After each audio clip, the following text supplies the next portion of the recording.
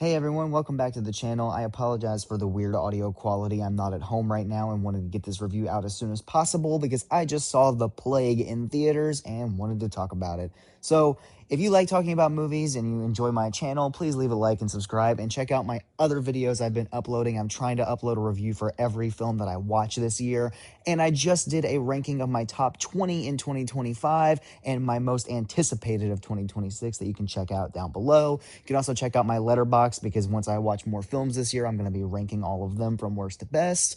And for other lists, you can find down there too. All right, anyways, let's get on with the review. So I saw The Plague in theaters, and I want to talk about first what the movie's about before I break it down into what I liked and I didn't like. So the film takes place at a water polo summer camp where these young boys that are all 12 and 13 years old are playing water polo. Their coach, played by Joel Edgerton, is kind of the moral figure of the group. He's keeping everyone in line, though I will admit Joel is not really prominent in this film. It definitely focuses a lot on these young boys. It is a film that definitely is intended to be an exploration of adolescence, especially growing up as a guy.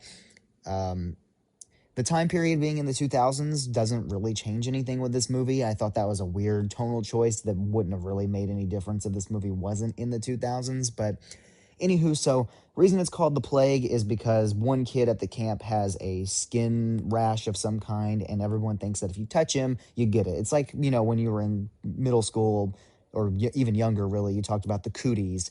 This kid has the plague, and that's kind of the joke they run. But anywho, so these kids are all kind of bullying each other, or they're all kind of mean. And one thing that is incredible with this film is the dialogue and the acting. The young kid actors are absolutely incredible in this film, and I was very shocked by their ability to act.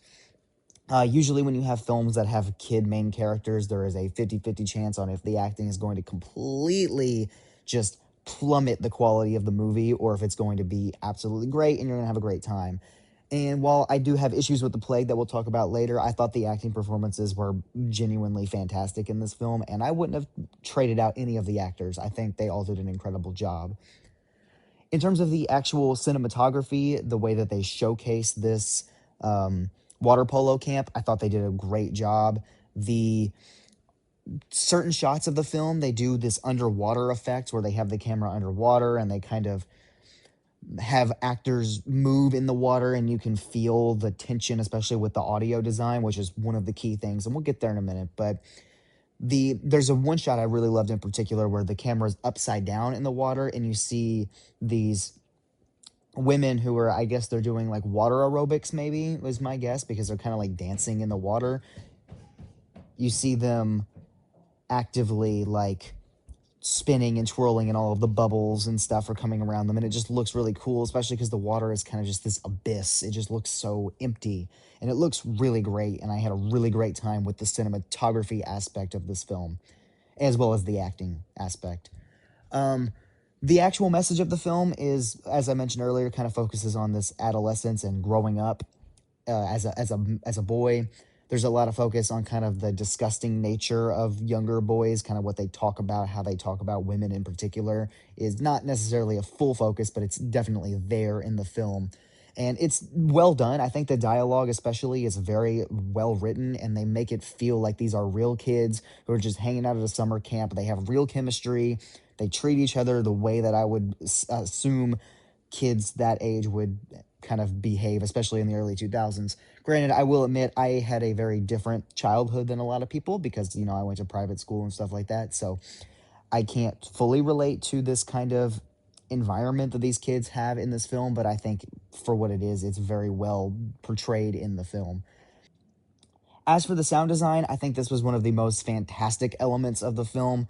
Every single sequence that had really any emotional weight to it, the sound design was always on point. They would have, like, especially that underwater shot I was talking about, it would be basically silent other than the sounds of the water moving. But then when there were certain sequences where something crazy was happening or some kind of emotional revelation was happening, there would be these kind of like choir notes almost of these, choral sounds that all really encapsulated the kind of feeling that this movie was very almost overwhelming, and it's kind of the vibe that I got from this movie is that all of the characters were very overwhelmed with the circumstances they were put in. I kind of want to pivot to talk about the negatives because while there is a lot to like about this movie, there is a lot that I don't necessarily love. So let's get right into it. First of all, I think Joel Edgerton was more or less just here to sell the movie. He doesn't really show up that often in the film, and the few sequences that he does have don't feel like he was the only one who could have performed them. I would have liked to have seen him have more of a bond with the boys in general and be more of a character instead of him just kind of being the generic coach that just is there to be there. Like I said, I think they have him in the movie as a way to just sell more tickets, and also because I think maybe he could have written, or I know he produced the film, but he may have been attached to the writing credits as well. So this could have been something he came up with. But point being, it seemed like a bit of wasted potential in that regards. My other big complaint is the pacing and the kind of the ending. Without spoilers, because I don't like spoiling movies, it's no fun, especially new stuff that comes out. The ending feels like we were really setting up for the last few minutes of the film to be this kind of big emotional catharsis, and we really ended on a visual element that I was not very happy with. And I was like, wow, I just kind of feel like my whole hour and 40 or whatever was a little bit lackluster because of the way they decided to end it visually. We have my other big critique, which is the pacing. As I mentioned, I just think this movie is a little slow at times, which works in its favor for the kind of more emotional core of the movie, but it would have worked a lot better for me personally if there was a little bit more tension relief in the form of things actually happening, because this movie is very tense and it's very encapsulating and enclosing, and you feel very claustrophobic while you watch it, especially like I said with that good sound design. But the kind of claustrophobia starts to feel more like a gimmick than it does kind of a, or rather other way around, sorry. The claustrophobia kind of feels like too much, and it doesn't really have a, like, the movie never really offers anything to kind of counter how tense it gets, so you kind of just get bored because you're used to the tension by then, I guess, if that makes sense. So that's how I feel about it. My last big critique is that I think this film as a concept would have worked a lot better as a short film or like a non-feature length.